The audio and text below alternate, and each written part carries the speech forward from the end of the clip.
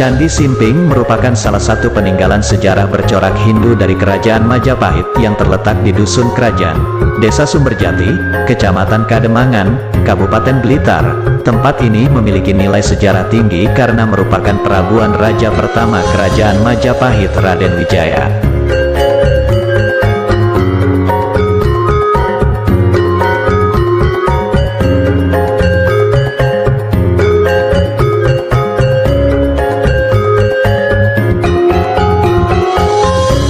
Di candi ini dulu pernah ditemukan arca Harihara, dewa gabungan Siwa dan Wisnu sebagai penggambaran Raden Wijaya.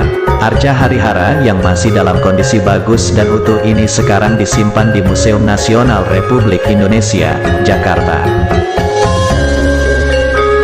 Raden Wijaya, sang proklamator Kerajaan Majapahit, wafat pada tahun 1309 Masehi dan abunya didarmakan di Candi Simping. Penegasan tentang keberadaan candi ini tertulis dalam Kitab Negara Kertagama Pupu XLVII 3 bagian yang ketiga, yang berbunyi: Tahun Saka Surya mengitari bulan, 1231 Saka atau 1309 M. Sang Prabu, Raden Wijaya, mangkat, ditanam di dalam Pura Antahpura, begitu nama makam dia, dan di makam Simping ditegakkan arca Siwa.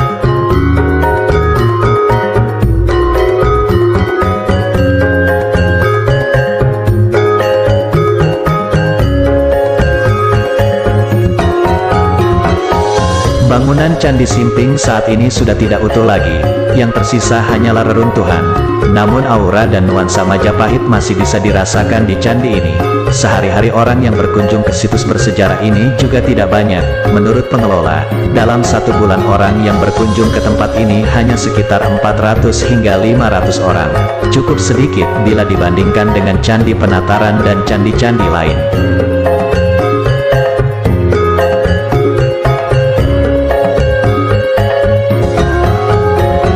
Pemerhati budaya Blitar, Heri Setiabudi, menilai Candi Simping tidak begitu diminati sebagai tujuan wisata karena bentuknya yang tidak utuh lagi, ditambah akses yang sulit, kurangnya publikasi dan kurangnya kepedulian dari orang yang gembar-gembor mempromosikan daerah membuat Candi Simping semakin terlupakan.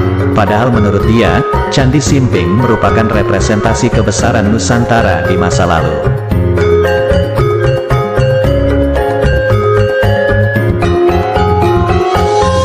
Bung Karno menyatukan Nusantara terinspirasi dari Gajah Mada dengan Sumpah Palapanya.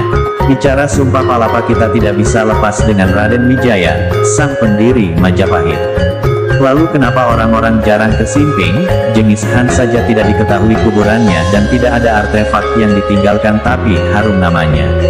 Inilah hal yang harus dipikirkan bersama oleh orang-orang yang konon katanya peduli dengan Blitar, kata Heri kepada Blitar Times, Minggu, tanggal 7 Januari tahun 2018. Bentuk Candi Simping sendiri saat ini cukup memprihatinkan. Saat ini Candi Simping hanya berupa lantai pondasinya atau kaki candi saja, batu candinya sendiri telah ditata rapi di pinggir areal candi. Beberapa telah direkonstruksi ulang, seperti puncak candi yang diletakkan di sudut areal candi dengan tinggi sekitar 2 meter. Sementara bangunan utuhnya telah runtuh. Candi ini terbuat dari bahan dasar batu andesit, berbeda dengan candi-candi yang ditemukan di wilayah Trowulan. Candi Simping menghadap ke arah barat dengan ukuran panjang 10,5 meter dan lebar 8,2 meter. Di sisi barat ada tangga, flight step, yang dulu digunakan sebagai jalan masuk ke ruang candi. Menurut sketsa dari Balai Purbakala, rekonstruksi Candi Simping tergambar bentuk candi yang ramping tinggi ke atas dengan ketinggian sekitar 18 meter. Sepintas, bentuk candi mirip Candi Sawentar dan Candi Kidal, dan karena ketiadaan dana, Candi Simping ini tak pernah direkonstruksi. Padahal, Kitab Negara Kertagama mencatat bahwa Raja Hayam Wuruk pernah merenovasi candi ini pada tahun 1285 Saka, 1363 M.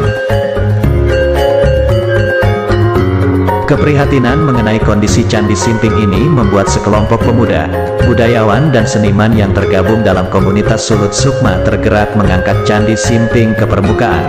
Upaya tersebut diantaranya dengan menggelar acara getah-getih gula kelapa Candi Simping. Selain itu, mereka juga membuat diskusi bulanan di Candi Simping. Terakhir, pemerintah menjadikan Candi Simping sebagai titik nol kirab pemuda Nusantara 2017. Kami pun berencana menerbitkan buku bunga rampai Candi Simping akan dibagikan kepada sekolah-sekolah yang ada di Blitar.